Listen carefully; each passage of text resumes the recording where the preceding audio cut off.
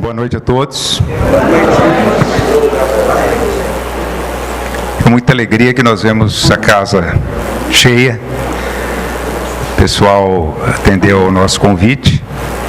E mais uma vez aqui estamos para dar prosseguimento à nossa jornada de palestras, no mês que nós comemoramos 78 anos do Caminho de Damasco. Nós temos conosco alguns fatos históricos desta casa, que realmente começou no início de Garça, no início do município, né? Garça tinha recentemente alcançado a emancipação política e administrativa quando o centro foi fundado. Na época, por um grupo de pioneiros, porque o espiritismo era mal visto e até perseguido, vamos dizer assim, na época. E as pessoas que assumiram essa responsabilidade iniciaram um grupo, a qual chamou Caminho de Damasco, e o centro começou em 1939. No dia 19 de novembro ele foi inaugurado, tem ata, né? Foi registrado dentro das exigências legais, e aí começou essa tarefa e passou por todos esses anos, e nós estamos aí hoje, 78 anos depois, com uma história de muita gente e de muita coisa que foi feita através da nossa casa aqui. Como a doutrina espírita é uma doutrina que, na verdade, ela tem por objetivo a transformação moral do homem, a nossa melhoria moral. Ela sempre procurou trabalhar não só no aspecto do estudo da doutrina, que é muito importante, mas também nas tarefas sociais.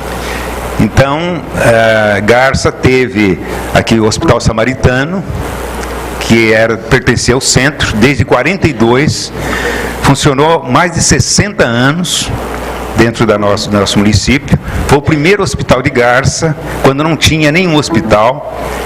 E principalmente aqui nós tínhamos uma população rural muito forte, muito grande. A maioria da população do município era da zona rural. E havia muita dificuldade do pessoal da zona rural ser atendido num hospital. Tinha que ir para Marília tinha. Então fundou-se, com a participação da comunidade, o Hospital Samaritano em 1942, que na verdade chamava-se Hospital dos Pobres. Em 56 foi que o título do hospital, o nome do hospital, passou para Hospital e Maternidade Samaritano, que funcionou até no início desse século. Tivemos o Orfanato Nosso Lar, que também foi uma instituição que na época era muito procurada, porque havia muitas crianças abandonadas, e muitas que nasciam aqui no próprio hospital, os pais abandonavam. Então criou-se o Orfanato Nosso Lar, que funcionou muitos anos, enquanto se justificou a presença de um orfanato. Em 1970, passou a ser lar da criança, não havia mais necessidade de ter um orfanato. Então, passou a ser uma creche, que também funcionou muitos anos. Tivemos o Lar Chico Xavier, que funcionou lá na Vila José Ribeiro. Era uma casa, na verdade, era uma colônia, né, de casas, que dava atendimento às famílias que perdiam seus chefes. Na época, era muito diferente de hoje, não havia assistência social, não havia atendimento da Previdência, era algo assim muito complicado. E quando um trabalhador às vezes falecia, ou quando deixava a família, né, não tinha para onde ir. Então o lar recolhia essas pessoas e dava assistência a essas pessoas.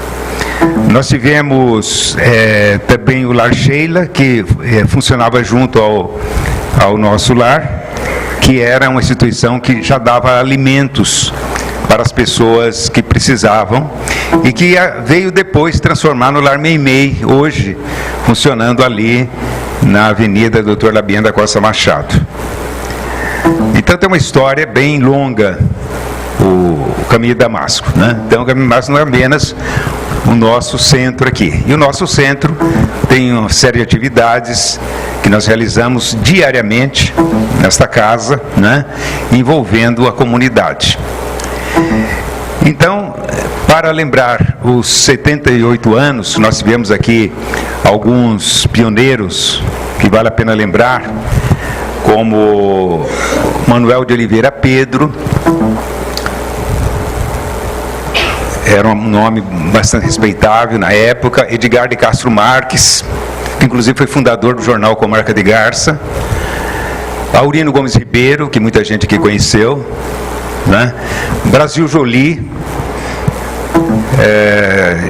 Tivemos vários outros nomes, Armando Avelino de Souza, e havia um coronel Arlindo Ribeiro de Andrade, que foram os primeiros diretores da casa. Pedro Afonso de Oliveira, que foi o primeiro diretor do Hospital Samaritano. Então, lembrando esses nomes e homenageando esses que trabalharam num período difícil, onde tudo era muito mais difícil do que hoje, nós estamos, de alguma forma, reconhecendo esse trabalho. Fizemos uma palestra na quarta-feira com a doutora Karine Rafael e hoje estamos na segunda palestra, né? Aqui o Ricardo Souza Cavalcante vai apresentar esse tema, Assim Você Pensa, Assim Você É. Esperamos que possamos aproveitar bastante dessa oportunidade. O pensamento é para pensar, é refletir, né? E tirar conclusões que sirvam para cada um de nós. Agradecemos a presença aí do pessoal de Lupercio, Calçu, chegando, né? Obrigado pela presença. Os centros de Garça, os outros centros aqui representados também, os demais centros espíritas representados. E vamos então dar início com a nossa prece, com o nosso momento de recolhimento e de preparação íntima, para que possamos realmente deixar o nosso terreno preparado para receber e retomar esses conceitos, essas ideias, de maneira a dar-lhes um sentido bastante proveitoso para todos nós. Agradecemos a Deus, nosso Pai, a Jesus, nosso Mestre, aos benfeitores da vida maior e a todos aqueles que estão conosco, nossos protetores, nossos amigos, nossos familiares que estão no plano espiritual e que também comparecem a esses eventos porque se interessam por eles. E todos nós, compondo esse grupo, essa plateia, estamos reconhecidos e agradecidos. Que Deus nos abençoe, que sejam momentos bastante proveitosos e que todos nós possamos sair daqui com alguma coisa a mais que nos estimule a viver melhor, a buscar mais paz, equilíbrio, serenidade, autoconfiança e fé em Deus. E assim nós abrimos os trabalhos desta noite.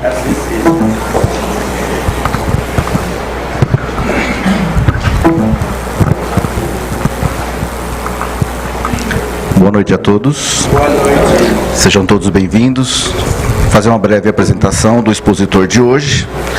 Muitos já conhecem, mas também muitos talvez seja a primeira oportunidade, de ver o Ricardo. Então, nosso expositor é o Dr. Ricardo de Souza Cavalcante, filho do Benevides, da Eliane, garcense de nascimento, residindo hoje na cidade de Botucatu. Morou em Garça até a conclusão do colegial. Frequentou o caminho de Damasco desde a evangelização até a mocidade espírita. Médico infectologista do Hospital das Clínicas da Unesp de Botucatu. Doutor em Medicina Tropical. professor na Faculdade de Medicina de Botucatu, presidente da Associação Médico Espírita de Botucatu. Dedica-se a estudos e pesquisas espíritas, palestrante espírita. Pertence ao Centro Espírita A Caminho da Luz da cidade de Botucatu. Casado com a Loren Giagio Cavalcante. Tem uma filha de 2 anos e meio, a Celine. Seja bem-vindo, Ricardo.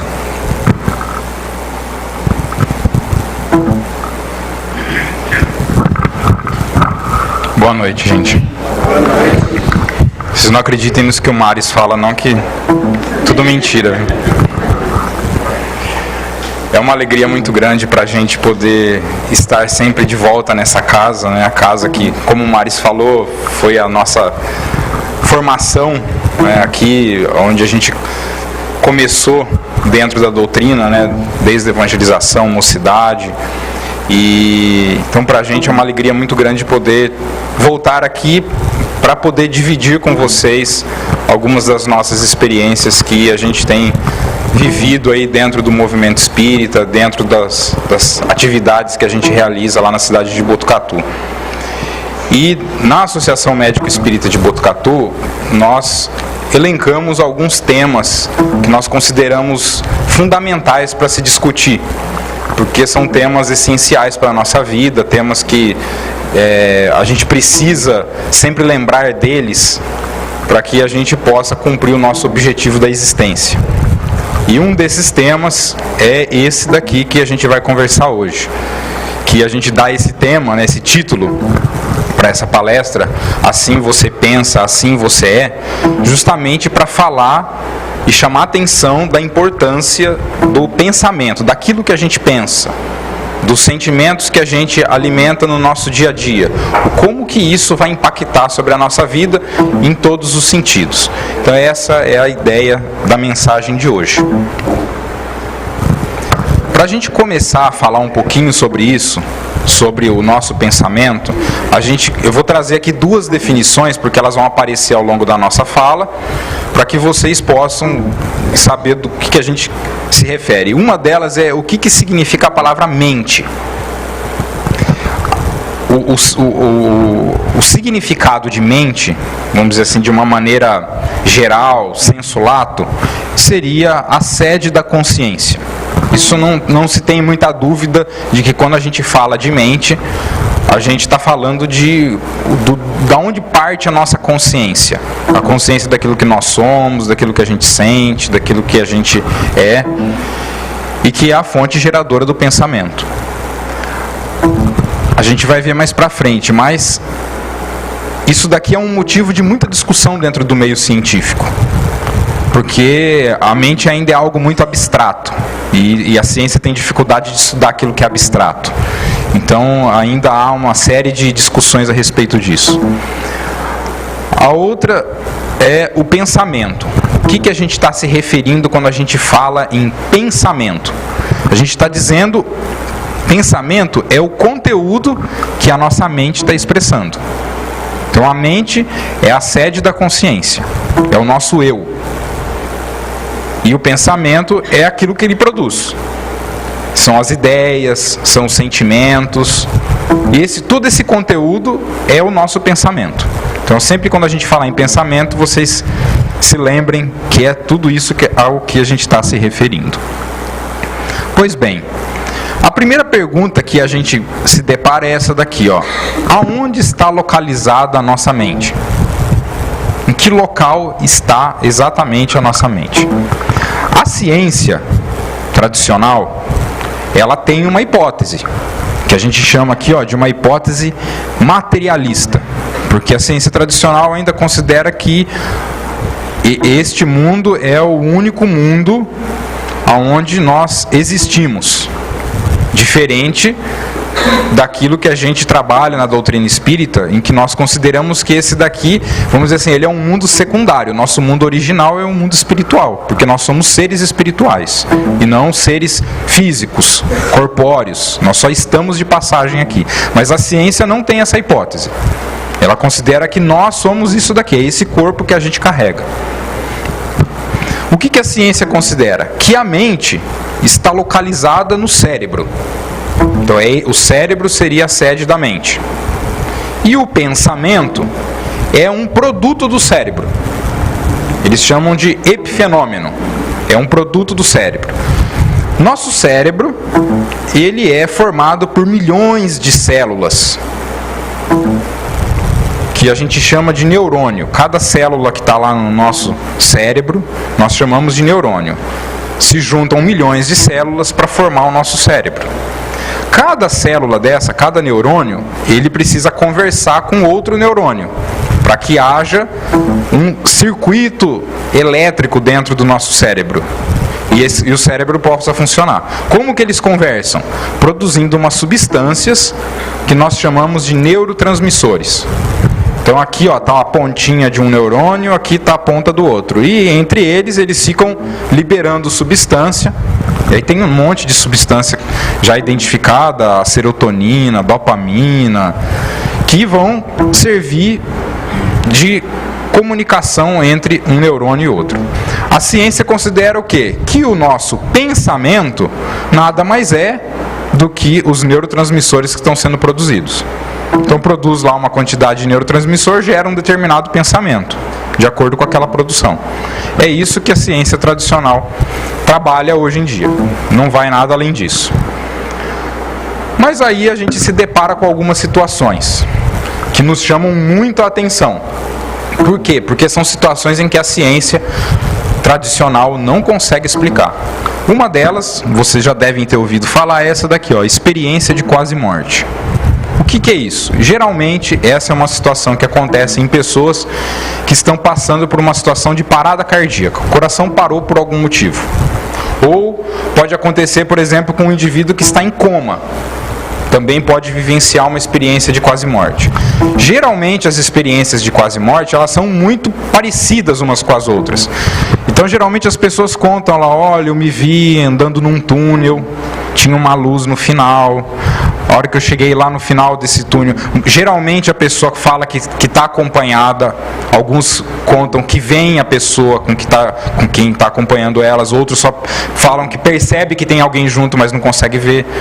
Geralmente a hora que chega lá no final desse túnel, lá naquela luz, geralmente chega num lugar bom, encontra familiares que já estão desencarnados, conversa. Aquilo traz uma sensação muito boa. A experiência de quase morte, elas são muito parecidas. Nos Estados Unidos, onde eles gostam de estudar tudo, eles levantaram, olha, de 11 a 20% das pessoas que sofreram parada cardíaca contam uma experiência de quase morte. Se a gente pensar que, olha, 20% é 1/5, para cada 5 pessoas que têm parada cardíaca, uma conta nitidamente que viveu essa experiência. E por que a ciência não consegue justificar isso? Porque na hora da parada cardíaca, a quantidade de sangue que vai para o cérebro é mínima. Se a pessoa estiver sendo lá reanimada pelos médicos lá, pela equipe de saúde, vai chegar um pouco de sangue lá no cérebro, que é para tentar garantir a viabilidade dos neurônios até que essa pessoa o coração dela possa voltar a bater e ela retornar à vida. Mas essa quantidade de sangue não é suficiente para fazer o cérebro funcionar perfeitamente, a ponto de produzir memória, a ponto de produzir experiências.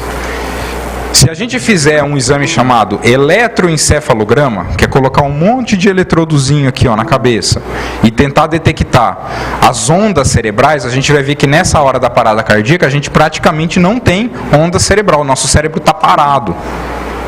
E a pergunta é, se a mente está localizada no cérebro, e se o nosso pensamento nada mais são do que essas substâncias que os nossos neurônios produzem, como que nesse momento da parada cardíaca, as pessoas, 20% consegue relatar experiências altamente complexas?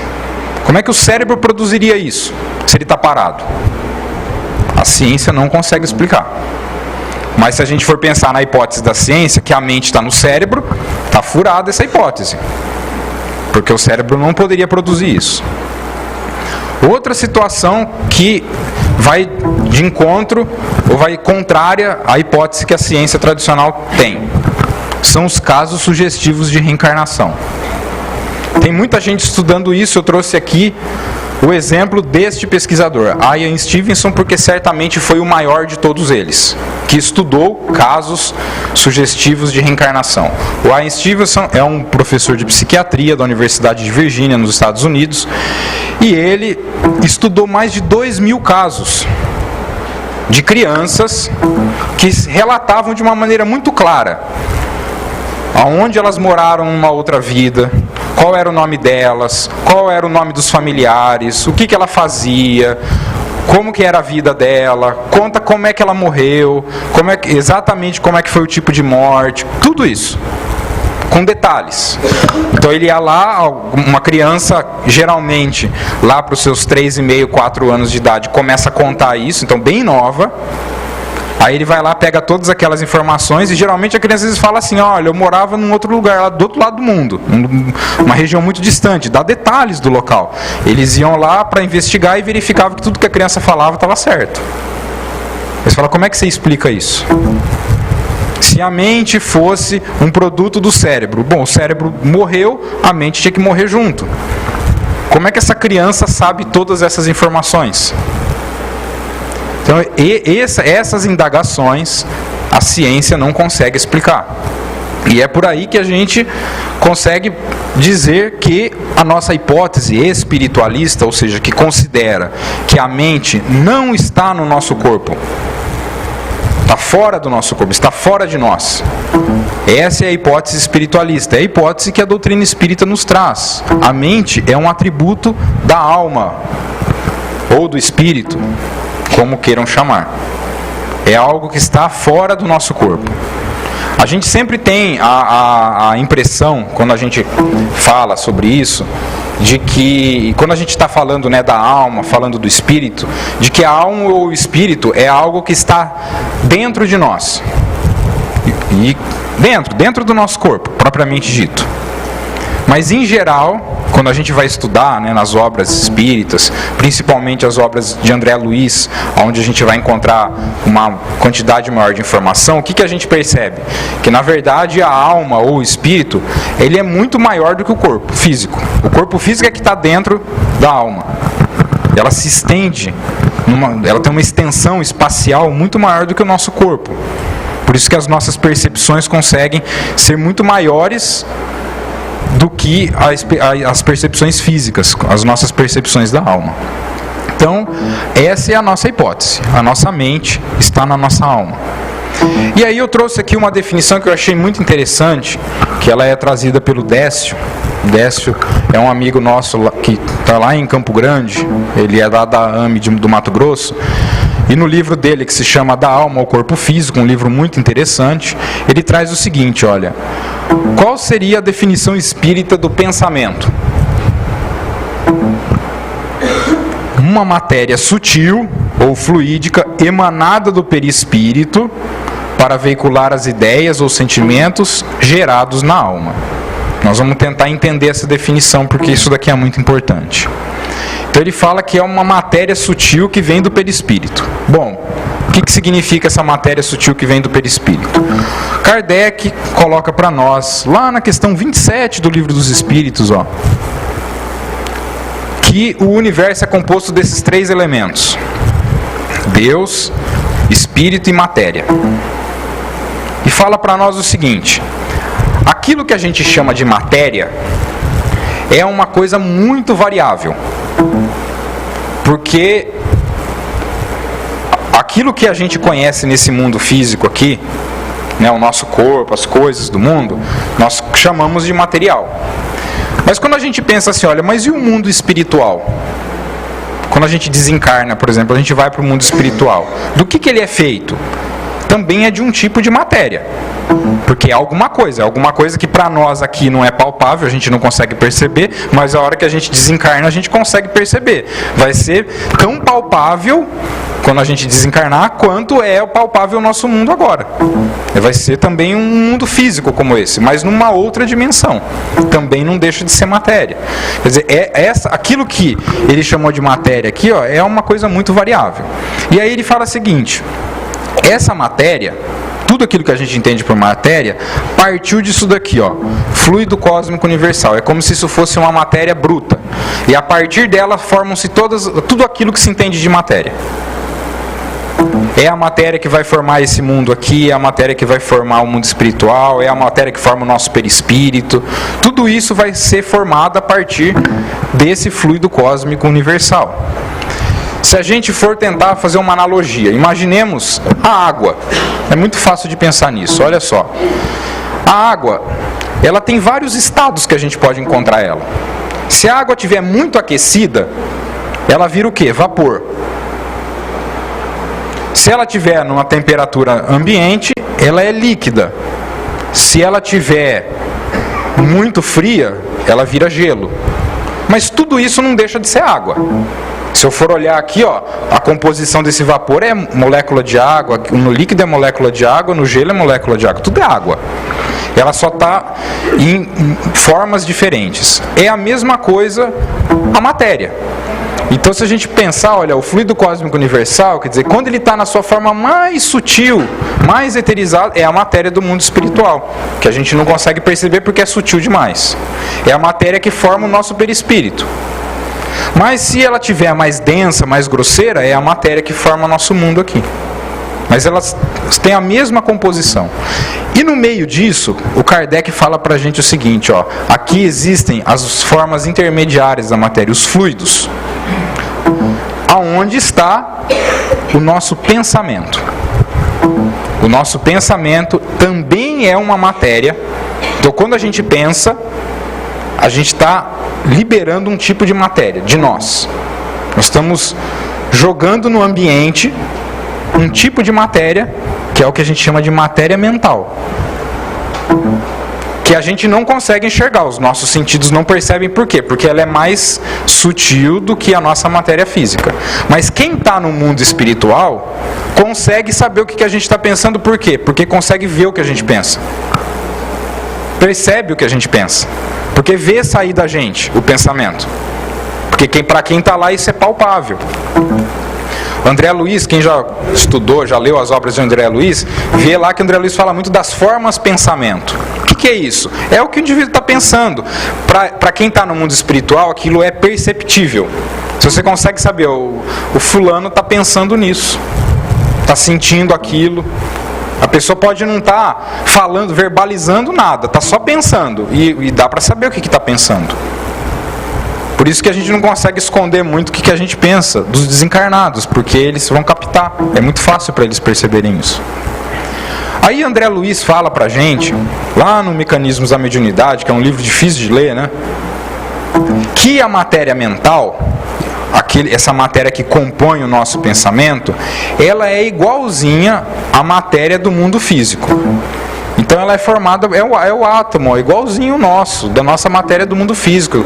Tem o seu núcleo, né, com próton, com nêutron, tem elétron, é igualzinho a nossa matéria do mundo físico.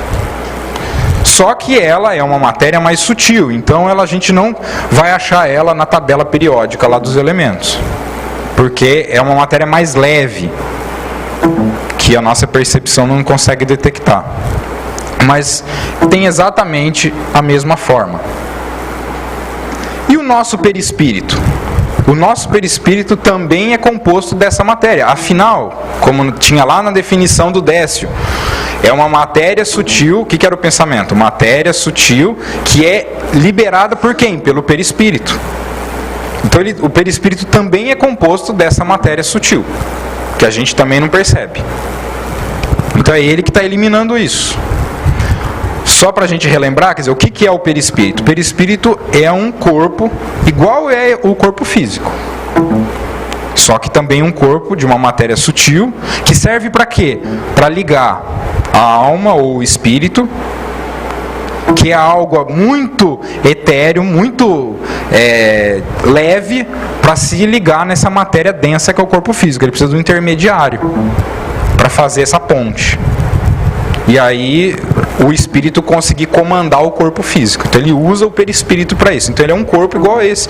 Um corpo que é formado de células, que é formado de órgãos iguaizinhos o nosso corpo físico. Não muda nada. Quando a gente desencarna, o perispírito vai ser o nosso corpo no mundo espiritual. Então, por exemplo, quando um médium que é clarividente, ele fala assim, olha, eu estou vendo o espírito do fulano de tal entrando aqui na sala. O que ele está vendo, na verdade? É o perispírito. Ele não está vendo o espírito propriamente dito, está vendo o perispírito, está vendo um corpo que era o mesmo que o indivíduo usava aqui na vida. Porque ele desencarnou e o perispírito continua com ele. Então o perispírito é um corpo igual a esse. E é ele que está produzindo tudo. É que produz o pensamento. E Kardec ainda fala para nós, não só produz, como capta o pensamento que está no ambiente. Então o perispírito ele é como se fosse uma antena. Ele serve tanto para eliminar o pensamento, mas serve para captar o que está no ambiente. E que a gente não percebe. Se a gente não prestar atenção, a gente não percebe o pensamento que a gente está captando. Mas a gente capta. O tempo todo. Nós vamos ver isso um pouquinho mais para frente. Bom, qual a origem do pensamento e quem lhe dá forma e direção? Olha só o que o André Luiz fala disso. A partícula do pensamento, embora viva e poderosa na composição em que se derrame do espírito que a produz, então quem origina o pensamento é o espírito. É nele que está a consciência, é nele que está a inteligência. Então, o espírito pensa, é dele que parte tudo. Quem vai produzir materialmente o pensamento é o perispírito, mas a fonte da ideia, do conteúdo, vem do espírito. É igualmente passiva perante o sentimento que lhe dá forma e natureza para o bem ou para o mal. Ou seja, o pensamento vai ser materialmente produzido pelo perispírito. Mas o espírito que gera aquele pensamento, que é quem produz a ideia, é que vai dizer se aquilo ali é bom ou se aquilo ali é ruim, de acordo com o pensamento que tem, de acordo com o sentimento que tem. Então esse direcionamento somos nós mesmos que vamos comandar. Como que o sentimento impulsiona essa matéria mental? Quer dizer, como que ela faz o perispírito jogar essa matéria no ambiente? O Emmanuel, lá no livro Pensamento e Vida, fala pra gente o seguinte, olha, o pensamento é força eletromagnética. Quando o Emmanuel disse isso pra gente, isso nos facilitou muito a vida.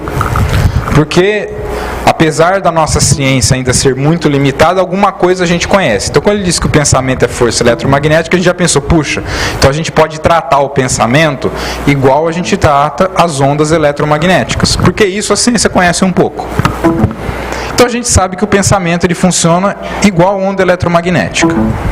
Ou seja, a gente transmite pensamento igual se transmite onda de TV, onda de rádio, onda de celular.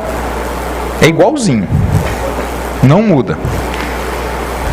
Nós não conseguimos enxergar onda eletromagnética, apesar da onda eletromagnética não ser algo tão do outro mundo, se assim a gente pode falar, né? A onda eletromagnética é algo que a ciência consegue perceber e detectar muito bem, mas os nossos sentidos não captam isso. Se a gente pudesse enxergar a onda eletromagnética, a gente veria, por exemplo, que dentro dessa sala, nesse momento, há uma quantidade gigantesca de onda eletromagnética passando por aqui. De que tipo? Tem onda de celular, tem onda de rádio, tem onda de TV, tudo passando aqui agora. A gente não está vendo, mas se a gente visse, a nossa visão seria totalmente poluída, porque a gente veria uma quantidade gigante de onda. Além das nossas ondas que nós estamos produzindo, que também estão saindo aqui, nossa matéria mental, que está gerando, é onda eletromagnética sendo jogada no ambiente. Mas a transmissão funciona do mesmo jeito. Vai ter uma antena que libera a onda e uma antena que capta a onda. Igual é em TV, igual é em rádio. Bom, e aí o André Luiz fala o seguinte pra gente, olha só. Quando a nossa matéria mental, quando a gente movimenta a nossa matéria mental, que está lá no perispírito, então nós tivemos um pensamento e nós vamos movimentar a matéria mental a partir desse momento. A gente vai movimentar o átomo de qual é formada essa matéria mental. Pode ser que ao movimentar essa matéria, a gente só movimente o elétron, que é uma partículazinha do átomo. Isso produz onda média. Nós vamos ver a importância disso. Pode ser que a gente movimente o núcleo desse átomo, e isso gera onda curta. Pode ser que a gente movimente o átomo inteiro, e isso gera onda longa. O que isso tem de importância? Olha só o que o André Luiz fala pra gente. Isso daqui é uma onda longa, ó. Então, isso daqui é o que nós chamamos de onda, certo? Cada pico desse daqui é uma onda, ó. Como se fosse uma onda no mar, né? Cada ponta disso daí é uma onda. Bom, quanto maior esse espaço entre um pico e outro, mais longa é a onda. E aí o André Luiz fala pra gente o seguinte, olha, quanto mais longa é a onda, isso significa que o sentimento que gerou essa onda é muito ruim. Então ele fala o seguinte, olha, raiva, ódio, mágoa, ciúme, inveja, revolta, pessimismo, gera onda desse jeito. O que essa onda faz? Nada. Essa onda tem um alcance muito baixo, então ela não consegue atingir distâncias grandes. A matéria mental ela se movimenta pouco e ela vai ficar em torno de quem? Em torno da gente mesmo que produziu ela. Então quando a gente gera esse tipo de onda, nós é que vamos amargar a matéria mental que está sendo produzida. Ela não vai para a pessoa a quem a gente está direcionando esse tipo de pensamento. Vai muito pouco para ela e vai ficar muito para a gente. Agora, se o sentimento for positivo, for um sentimento bom, olha, é amor, é tolerância, é paciência, é resignação, é humildade, aí ela produz uma onda bem curtinha, que vibra bastante rápido e que atinge distâncias infinitas. Por isso que o sentimento de amor pode modificar muita coisa a grandes distâncias. Por quê? Porque consegue atingir distâncias muito grandes. A matéria mental caminha de uma maneira muito fácil, quando ela está envolvida de bons sentimentos. Isso daqui são ondas altamente transformadoras, transformam o nosso ambiente. Não é à toa, por exemplo, existem experiências do dia a dia que nos mostram isso de uma maneira muito clara. Por exemplo, às vezes a gente está num ambiente que, vamos dizer assim, um ambiente normal, não é um ambiente nem bom nem ruim. E de repente chega, por exemplo, uma pessoa muito animada, uma pessoa bastante positiva. O que acaba acontecendo com o ambiente? As pessoas tendem a ficar mais alegres, tendem a ficar mais positivas. Por quê? Porque ela envolve o ambiente. Porque a matéria mental dela atinge distâncias maiores, caminha com mais facilidade, modifica aquele ambiente que está. Modifica aquelas ondas mentais que estão sendo jogadas e depositadas dentro daquele ambiente. Então isso tem um impacto muito grande. Por isso que a gente precisa ter esse tipo de sentimento sempre envolvendo os nossos pensamentos, porque ele é transformador. Parece que não, mas esse tipo de pensamento muda as pessoas que estão à nossa volta. Modifica as pessoas que estão à nossa volta. Se a gente está, por exemplo, num ambiente em que a gente está alimentando raiva, alimentando mágoa, alimentando ódio, a gente jamais pode esperar que as pessoas que estão convivendo com a gente vão nos trazer coisas boas. Não vão. Porque o que a gente está oferecendo para elas? Energias negativas, que não mudam nada. Agora, se a gente mudar, vamos pensar no amor, na tolerância, na humildade, na resignação. Sim, o ambiente vai mudar e as pessoas que estão à nossa volta sofrem essa mudança junto conosco. Isso é muito importante. Vocês já ouviram falar disso daqui, ó. Todo mundo já ouviu falar de aura, psicosfera, aquela camada de energia que fica em torno da gente. O que é isso daí? Isso é a matéria mental, é o pensamento que a gente está produzindo todo dia e que vai ficar no nosso exterior, forma essa camada de energia no nosso entorno. Isso, essa aura, essa psicosfera é o produto da matéria mental, que muda de um indivíduo para o outro, muda de acordo com o nosso estado, né? Certamente ela reflete o quê? Os nossos sentimentos habituais. É aquilo que a gente pensa e sente todo dia. É isso que cria a nossa matéria mental, é o que cria a nossa aura. Em geral, a nossa aura gira em torno de mais ou menos 10, 15 centímetros. A pessoa, quando está muito bem, chega nos 20 centímetros. E muda de cor também. As cores variam de acordo com o estado da pessoa. Mas a nossa aura, ela tem uma distância pequena do nosso corpo. Porque a gente ainda consegue envolver poucas pessoas. Mas certa vez, porque se consegue estudar muito essa questão da aura com um tipo de técnica, que é a kirliangrafia. Isso é uma máquina que consegue detectar isso daí. E aí, uma vez estudaram a aura do Chico Xavier. Para ter uma noção de uma pessoa, da envergadura moral que tem o Chico, qual é o tamanho da aura do Chico? A máquina detectou uma aura de 10 metros. O que significa que o Chico, se você chegasse a 10 metros de distância dele, você já sentia alguma diferença no ambiente. Porque já estava envolvendo a gente. Se a gente estiver sintonizado, nós vamos perceber. Porque é o quê? É o sentimento que a pessoa está alimentando todo dia, está lá todo dia praticando o bem, ajudando os outros, desenvolvendo tolerância, paciência, humildade, resignação. Ela vai produzir uma aura gigantesca, altamente envolvendo o ambiente. E certamente isso daqui, essa aura que a gente tem, ela serve como a nossa antena, né? Os bons pensamentos, obviamente, geram uma aura boa e vai atrair o quê? A gente se sintoniza com quem? Um sistema igual de rádio e de televisão. Se sintoniza-se com bons pensamentos, com espíritos bons, felizes, que vêm nos ajudar, que vêm nos apoiar. E o contrário também é verdade. Ó, se o meu pensamento é negativo, são os infelizes que vão ficar comigo. De forma que nós estabelecemos rotineiramente circuitos mentais entre nós e os desencarnados. Isso é uma produção contínua. E é um sistema que ele fica se retroalimentando. Então eu penso, me sintonizo com um espírito desencarnado, ele vai pensar do mesmo modo e isso vira um círculo. Que ele pode ser um círculo vicioso, pode ser um círculo virtuoso. Depende do que a gente pensa. Vejam só, se a gente for lá na questão 459 do Livro dos Espíritos, olha só o que o Kardec fala para nós. Influem os espíritos em nossos pensamentos e em nossos atos? Essa é uma pergunta muito importante. Influem os espíritos em nossos pensamentos e nossos atos? Resposta: muito mais do que imaginais. Influem a tal ponto que de ordinário são eles que vos dirigem.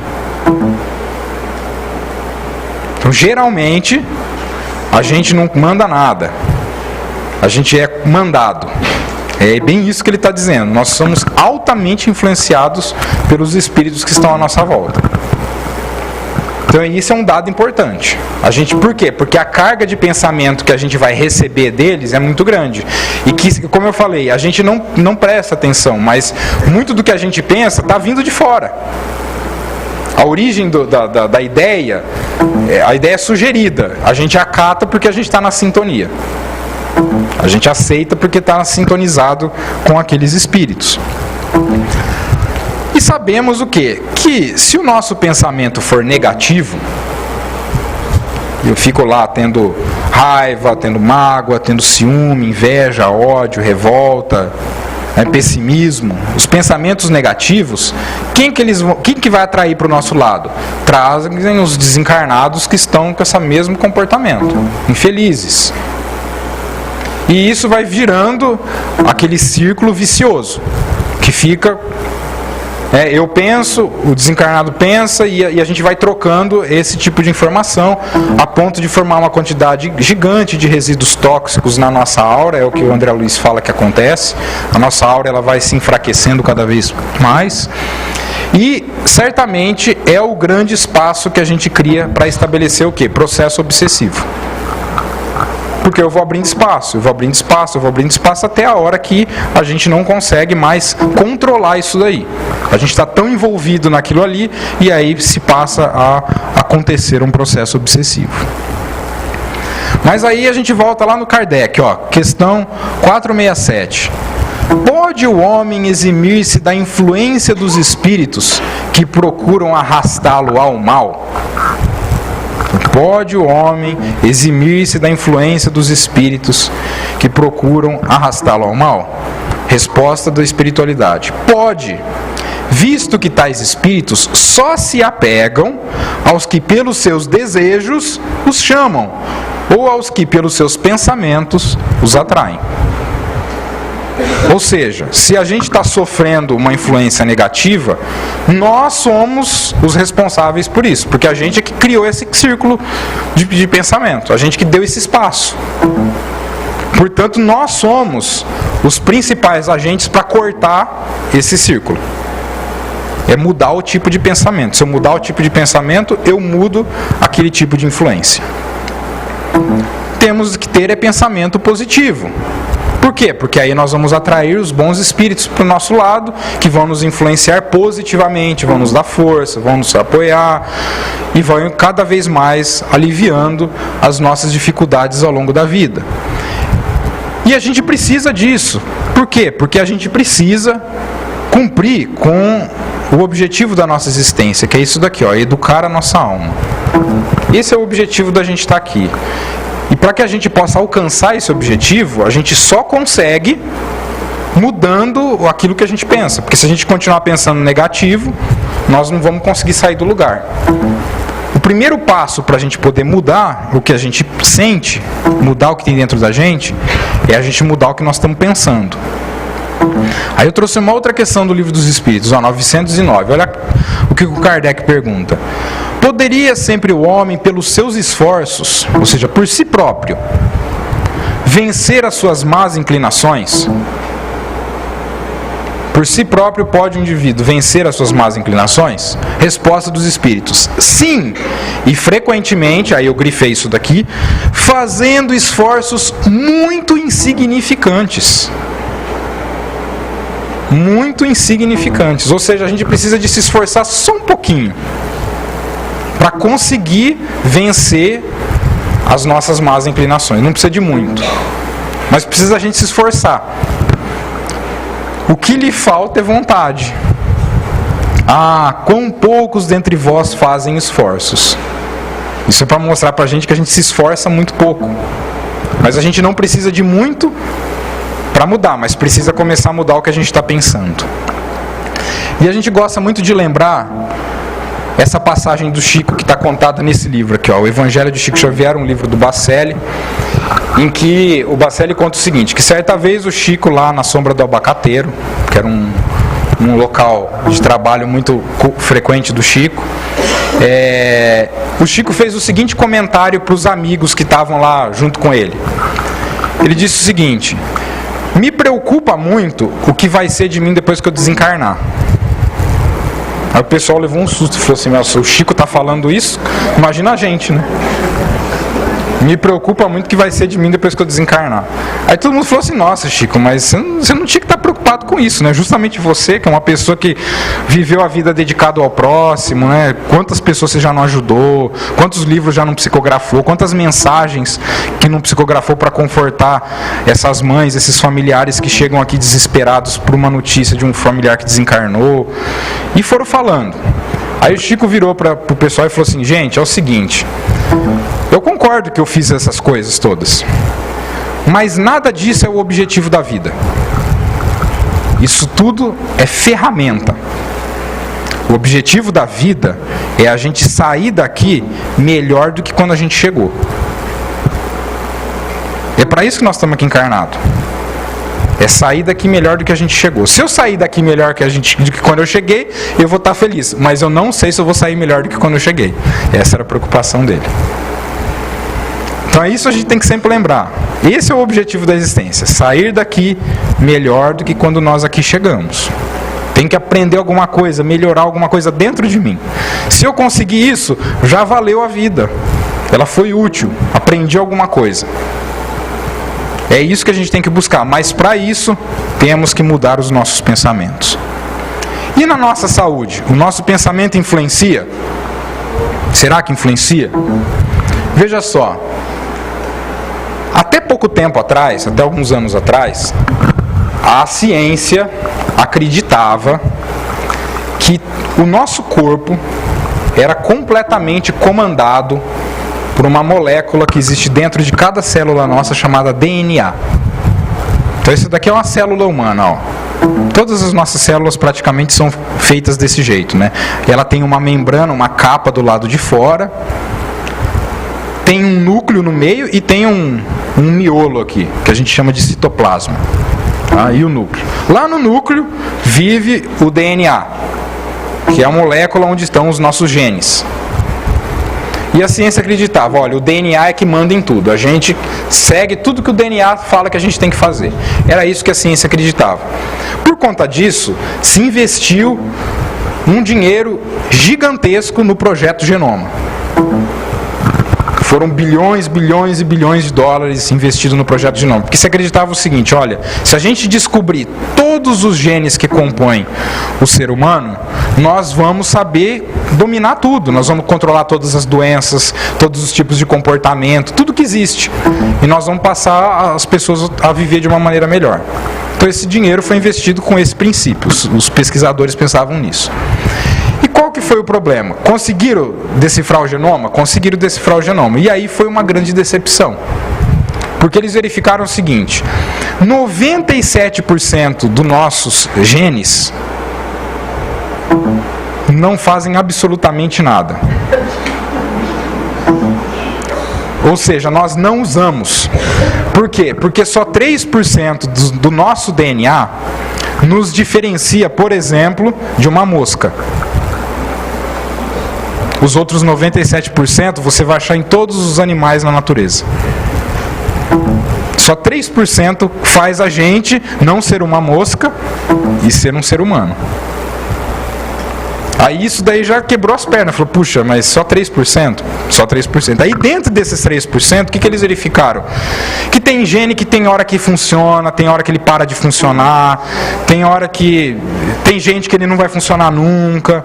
E aí você fala assim, mas o que faz isso? O que faz ele funcionar uma hora, não funcionar outra? O que coordena isso? Não conseguiram achar essa resposta. E isso foi uma grande decepção, porque o grupo de pesquisadores que trabalhou aqui, eles tinham muita esperança de que eles iam resolver os problemas da humanidade. E, na verdade, eles só criaram mais dúvida. E aí criaram essa nova frente, chamada epigenética, porque eles perceberam o seguinte, não é o gene que manda no pedaço. Tem uma outra coisa que vem de fora que está mandando no gene. O gene está obedecendo. Quem que manda no gene? E aí essa se tornou a pergunta dos cientistas que trabalharam no projeto Genoma. Esse sujeito aqui, ó, Bruce Lipton, era um dos pesquisadores do projeto Genoma. E aí ele, altamente decepcionado com o projeto Genoma, foi atrás de encontrar respostas. Ele acabou escrevendo, foi a primeira obra que ele escreveu depois do projeto Genoma, isso é chamado disso aqui, ó, Biologia da Crença. Porque ele percebeu que o negócio, o gene é só um pau mandado. E ele falava, ó, no livro, quem já pôde ler esse livro, ou quem quiser ler, né, muito interessante, ele fala, olha, o comando, ele vem de fora da célula, ele não está dentro da célula. Algo está dando ordem na célula. E que está fazendo ela responder desse jeito ou daquele jeito, faz ela trabalhar direito, trabalhar errado, faz ela funcionar do jeito que deveria ou não. Algo vem de fora, não está aqui dentro, o comando do nosso corpo. Tivemos, por exemplo, esses dois pesquisadores aqui, ó, o Penrose, que é um matemático de Oxford, extremamente renomado no mundo, e o Hameroff, é um anestesista lá do Arizona, nos Estados Unidos. O Hameroff, quem já assistiu aquele documentário Quem Somos Nós, vai se lembrar que ele era um dos personagens lá que fala, que ele trabalha muito com a Amit Goswami. O que eles fizeram? Eles fizeram um estudo, uma modelagem matemática para tentar mostrar como a célula é comandada por modelagem matemática. Não me perguntem como é que funciona isso, porque é algo altamente complexo, cálculos muito complexos, mas eles chegaram à conclusão, por modelagem matemática, de que existe uma consciência que comanda a célula. E que essa consciência transita dentro da célula por essas estruturas aqui, ó, que são chamadas de microtúbulos. São tubos bem pequenininhos que formam o esqueleto da célula, sustentam, fazem a célula ficar armada, como se fosse um monte de aramezinho dentro da célula. Esses pequenos túbulos, eles perceberam por modelagem matemática que é por aí que a consciência passa e vai dando ordem para a célula, dá ordem para o DNA, dá ordem para as organelas, para a produção de proteína. É tudo por aqui que caminha. Está publicado numa revista científica altamente renomada, que é o Journal of Cosmology, em 2011. Nos Estados Unidos também teve uma experiência muito interessante, feita por um grupo de militares em Chicago. Olha só o que eles fizeram. Eles queriam saber o quanto que a nossa mente mandava no nosso DNA. Então eles pegaram um grupo de pessoas, coletaram células da boca, leucócitos, que são as células de defesa, nossos glóbulos brancos, que ficam na boca, coletaram da boca, e fizeram o seguinte: eles pegaram um indivíduo, botaram numa sala, e as células dele, que foram tiradas da boca, foram levadas para uma sala do lado. E monitorizaram a célula com um monte de eletrodozinho para perceber mudanças elétricas no DNA, para ver se o DNA sofria mudanças elétricas de acordo com as mudanças que o indivíduo que estava na sala do lado sofria. Então o indivíduo que estava na sala do lado, o que eles faziam? Eles punham para ele assistir uns videoclipes lá. Então ele assistia filme, via imagem, e aí eles punham, por exemplo, imagem de coisas boas, cenas que trazem bons sentimentos. Trazia, por exemplo, uma imagem negativa, uma cena de guerra, uma cena de catástrofe. Coisas que geravam emoção forte, seja emoção positiva ou seja emoção negativa. O que eles começaram a perceber? Que a célula que estava na sala do lado, o DNA dela respondia de acordo com a imagem que o sujeito estava vendo lá. Não tinha nada ligando ele na célula.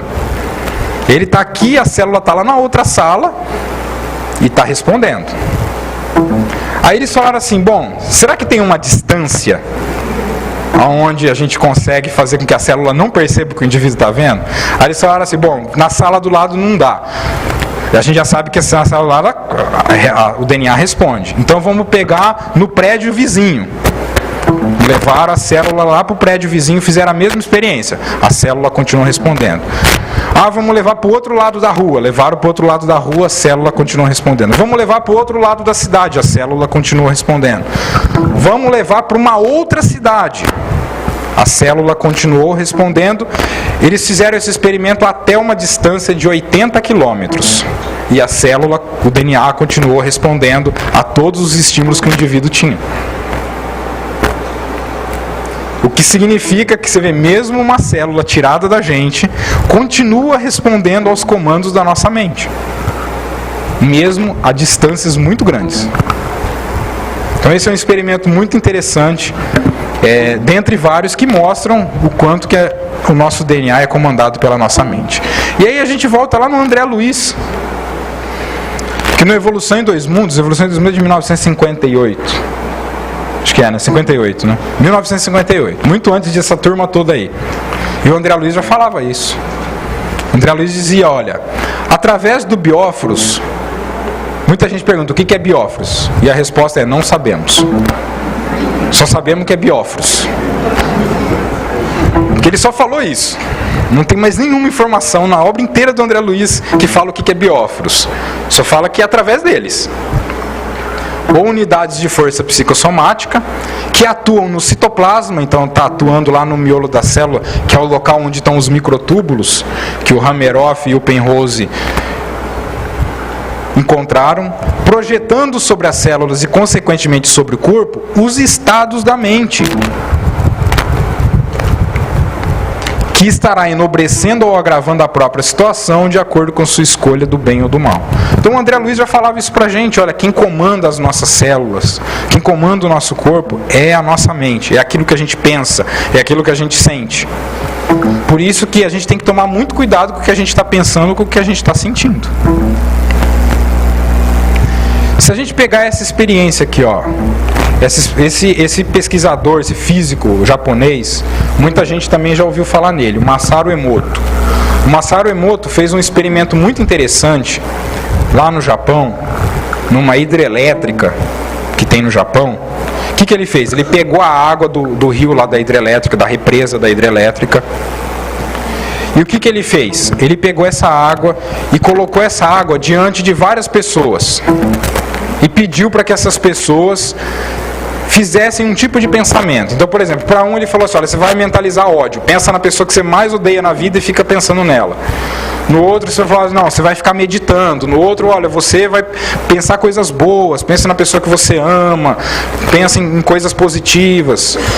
E o que ele fez? Depois de meia hora com a pessoa lá na frente da água, lá da garrafinha de água, pensando naquilo, ele pegou aquela água e congelou. Para que ela formasse o quê? Cristais. E depois ele fotografou esses cristais para ver se tinha diferença de acordo com o que a pessoa pensava. Aí eu trouxe aqui um exemplo para vocês. Olha só, esse daqui é um cristal de uma água que não... Aqui eu peguei um exemplo de uma pessoa fazendo prece. Então ele pegou a garrafinha, pôs lá na frente e falou para o indivíduo, você vai ficar meia hora aí fazendo prece na frente da garrafa. Esse aqui é o cristal antes da prece, esse aqui é o cristal depois da prece.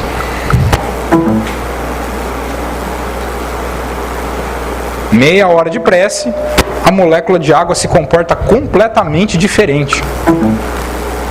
Aí a gente pensa o seguinte, olha, o nosso corpo físico, ele é formado entre 70% a 80% de água, só de água. Então o que a gente está pensando está fazendo isso daqui com a gente, ó. Tudo que a gente pensa reflete no nosso corpo. E o cérebro? Onde está o cérebro no meio dessa história? O André Luiz nos deixa muito claro que o cérebro, ele é a máquina, mas não é ele que gera o pensamento, não é nele que está a mente.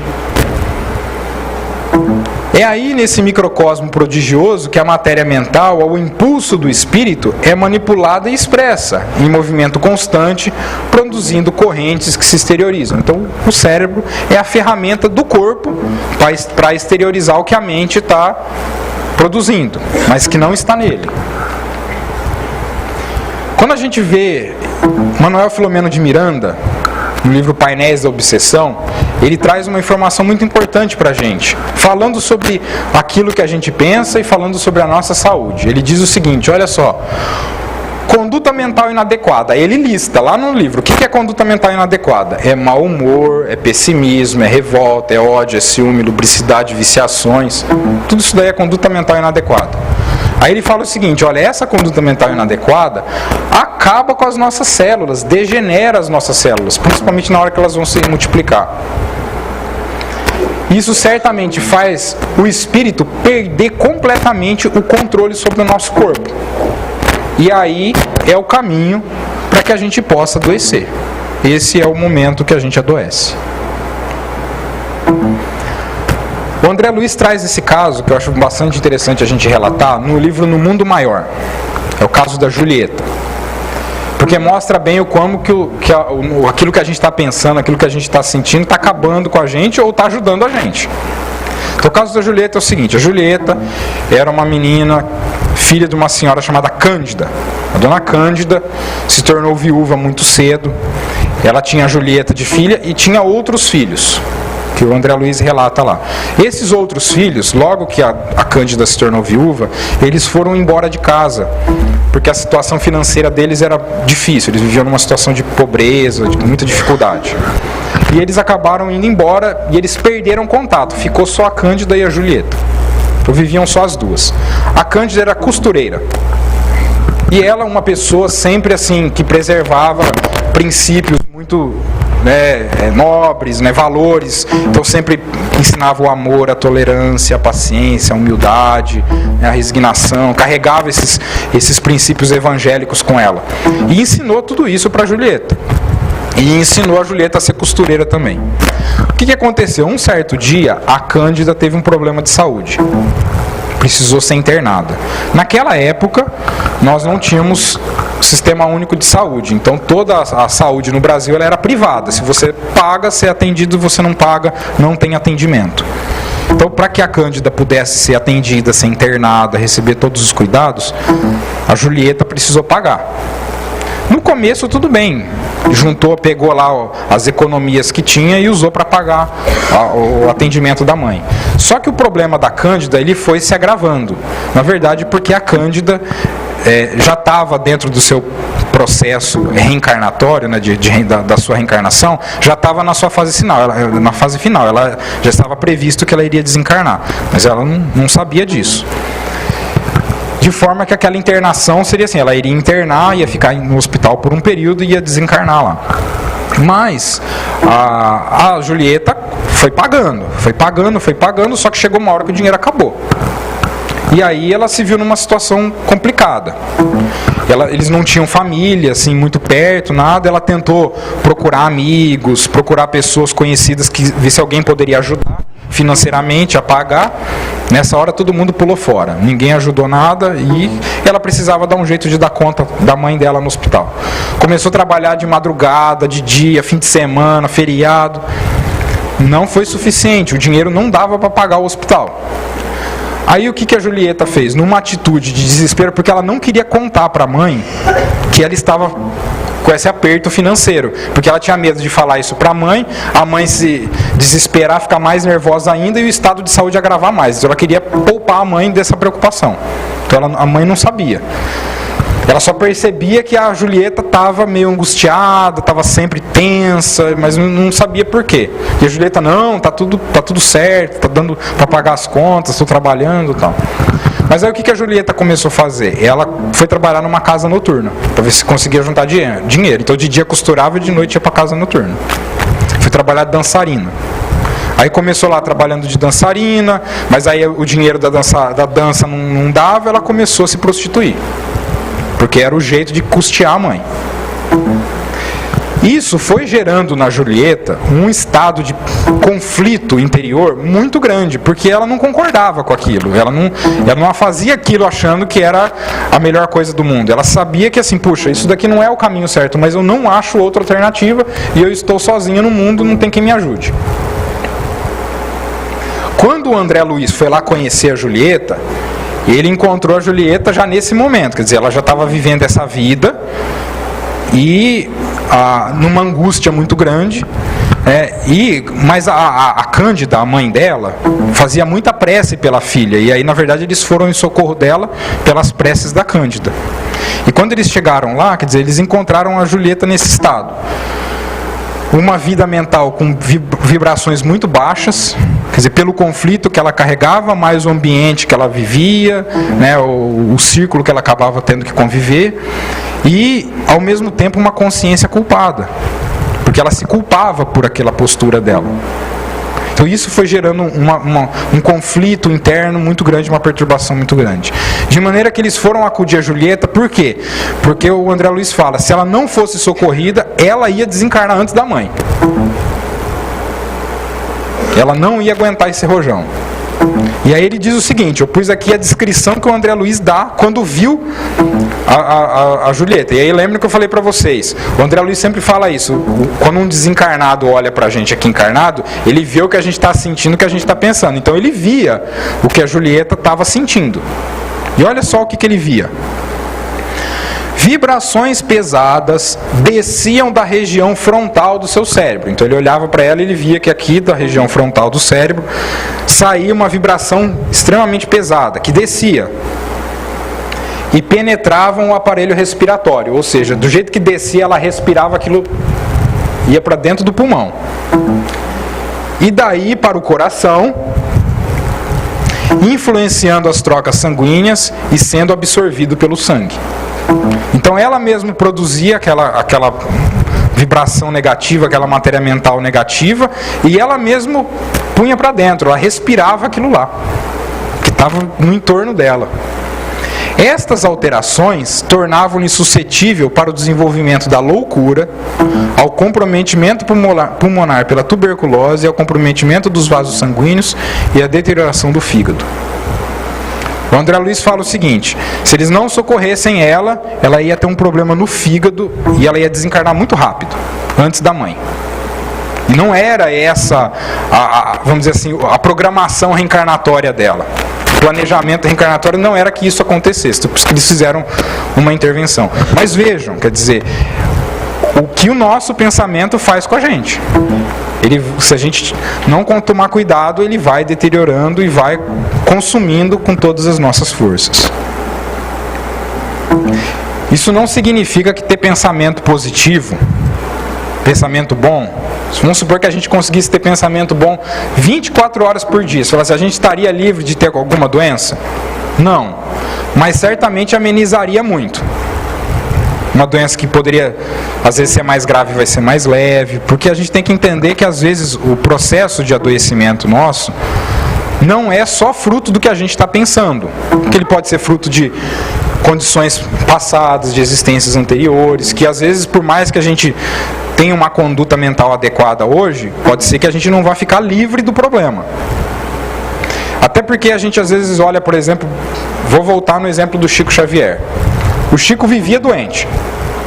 Você fala, poxa, ele quer uma pessoa que pensava positivo igual ele? Mas ele vivia doente. Mas o Chico falava da doença dele. Uma vez, Paulo Severino, que desencarnou recentemente, ele era uma pessoa que teve uma convivência muito grande com o Chico, e ele conta que uma vez ele estava lá no grupo da prece em Uberaba, o Chico atendendo o pessoal, já era 3 horas da manhã, com uma dor no peito danada, porque o Chico tinha uma angina, tinha uma obstrução de artéria coronária, né, no coração, e estava lá com dor, e atendendo o pessoal, psicografando tal, e o Paulo Severino estava incomodado, porque ele falava, o Chico vai ter um infarto daqui a pouco e morre. E aí o Chico não parava. A hora que terminou, o Paulo Severino perguntou para o Chico, falou, Chico, e a sua angina? E essa dor no peito? Aí o Chico virou e falou assim para ele, a dor no peito é minha amiga. Desse jeito, a dor no peito é minha amiga. Ele falou assim, nossa, mas a sua amiga, né? Ele falou assim, a dor no peito ela vem quando eu estou fazendo alguma coisa errada. Se a minha conduta mental começa a se desviar do caminho do qual eu me comprometi, ela vai aparecer. Se eu andar no caminho que eu me comprometi, ela vai embora. Eu não posso ficar livre da dor. Eu tenho que aprender a conviver com ela, porque ela é meu alerta. Se vem a dor, eu falo, opa, o que eu preciso mexer? Devo estar tendo raiva de alguém, devo estar com inveja, devo estar intolerante a alguma situação. Então é porque aí a dor vem. Se eu controlo os meus sentimentos, a dor melhora. Então vejam assim, às vezes a gente pode estar numa situação de doença e a doença, saber usar a doença a nosso favor. É fácil manter bons pensamentos na vida cotidiana? Nem um pouco. Na nossa vida, do dia a dia, cheio de coisas, atribulado, trabalhando e tal. Difícil manter isso. Mas a gente coloca aqui 4 itens que a gente pode sempre lembrar deles, tá? Como lembretes. Esse daqui é muito importante, talvez o maior de todos. Aprenda a servir. O indivíduo que aprendeu a servir, o que é servir? Cuidar do outro. Cuidar daqueles que estão à nossa volta. Cuidar daqueles que a gente tem algum tipo de contato. Aquele indivíduo que aprendeu a cuidar do outro, certamente encontrou o jeito melhor para se melhorar. O jeito melhor para cumprir o objetivo da vida. Sair dela melhor do que quando aqui chegou. Servir é a melhor atitude. Aprenda a servir tanto quanto possível, propiciando alegria e bem-estar aos que estão à sua volta.